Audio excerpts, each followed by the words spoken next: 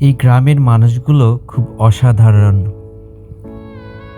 কিন্তু তাদের একটা কষ্ট আছে, খুব গভীর কষ্ট।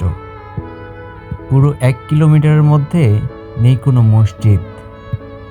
নামাজের জন্য যেতে হয় অনেক দূরে।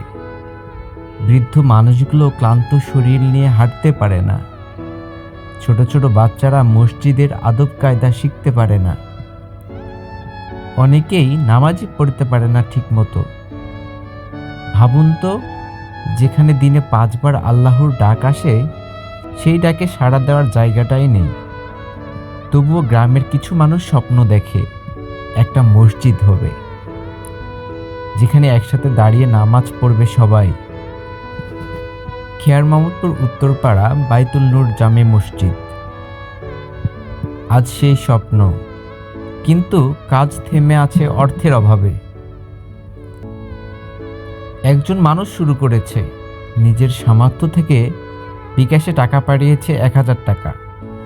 হয়তো টাকাটা ছোট, কিন্তু এই ছোট দানই একদিন বড় ইতিহাস হবে। আপনি কি ভেবেছেন একটা মসজিদ নির্মাণে অংশ নেওয়া মানে কি? যতদিন এখানে নামাজ পড়া হবে, যতদিন কোরআনে তেলাওয়াত হবে, যতদিন একজন মানুষ সিজদায় মাথা রাখবে, ততদিন আপনার আমলনামায় সওয়াব জমা হতে থাকবে।